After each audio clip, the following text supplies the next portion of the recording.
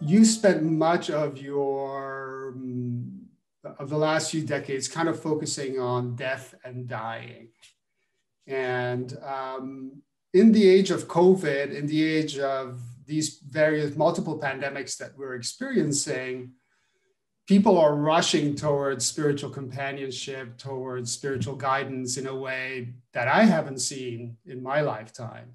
And so I wonder, and it's because they're afraid of death. Death is knocking at the door in a way that it hasn't been in a long time, kind of systemically.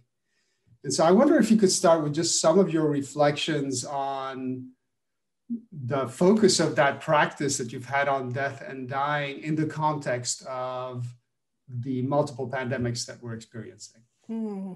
Thank you. It's a really great question.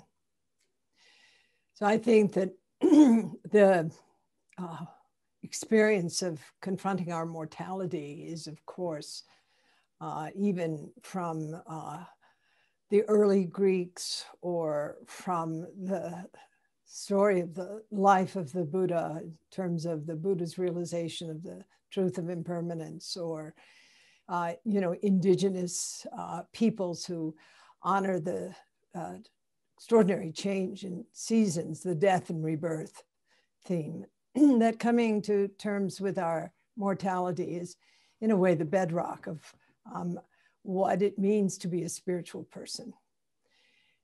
Yet death has been in our culture given, if you will, short shrift.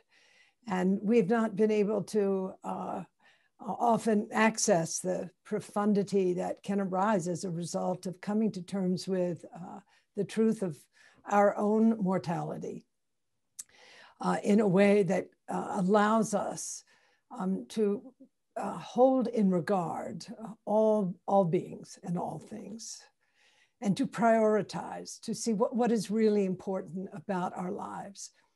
And I know in sitting with dying people, which I've done since 1970, so that's a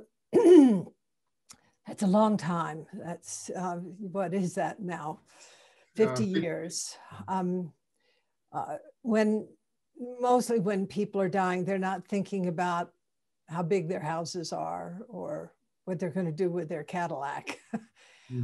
They're thinking about, has my life had meaning? And that question, even from the most atheistic or person indifferent to religion, that question comes up again and again, and it has to do with, have I mattered in this world? Yeah. And have I taken care of and met those relationships that have been important to me? And have I served others? And have I lived a life of meaning? What was my life all about? Was it just about accumulating money or fame or material goods or traveling to interesting places? Or did I live a life of kindness and of virtue? And I think the anguish, aside from the anguish that one can go through in the dying process in relation to physical degeneration and even mental degeneration, where the mind isn't clear, those are particular anguishes, but the existential anguish around purpose and meaning is a deeper kind of anguish. And this is where spiritual companionship is so important, particularly in the end of life experience, but actually our whole life.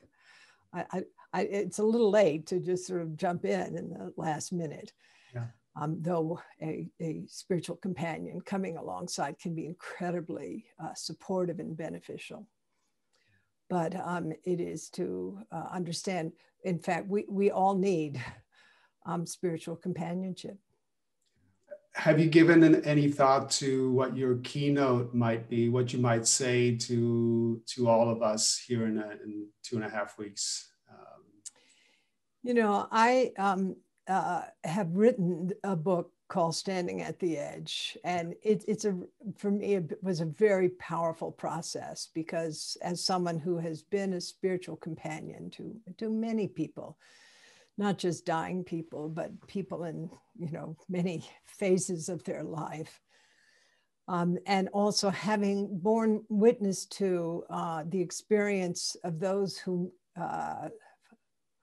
role in life is to be of support to others, whether it's being a spiritual companion or a human rights worker or a doctor or a nurse or a teacher or a social worker.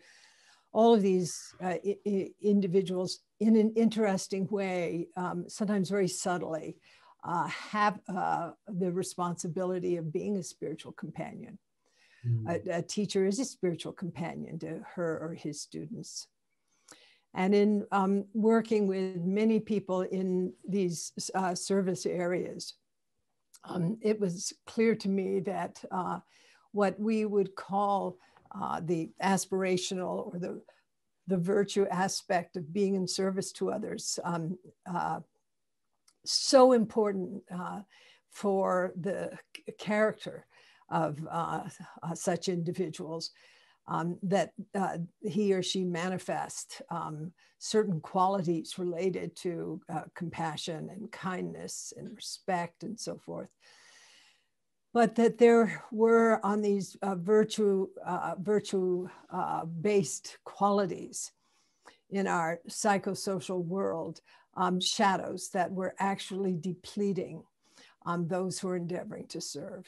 And so, I engaged in a very deep exploration of these geographies, of these landscapes. And part of the work, it began for me in looking deeply into the definition of compassion. And as I began to map out the landscape of compassion, which is, I'll go more deeply into this in my talk, I realized that there was the power of compassion in transforming the afflicted aspects, say, of altruism or of empathy, of respect or integrity, or even of our direct engagement. That the means for actually transforming our experience out of the shadow into the high edge of these qualities was compassion. And, fortunately, there's a lot of science that backs this up. And so part of the work that I've done is to integrate neuroscience and social psychology into this work, just to reassure people, no, this is not just, fuzzy-wuzzy spirituality. This has got very deep validation in the world of science. So I'm so looking forward to this conference. The SDI conference is incredibly important because it brings people in the spiritual director world, spiritual companion world, from all over the world, but particularly in the US, brings us together so we can explore how we're doing, what we're doing, and how we can better serve. So I'm very grateful for this invitation and deeply looking forward to the conference. Thank you so much, Roshi Joan.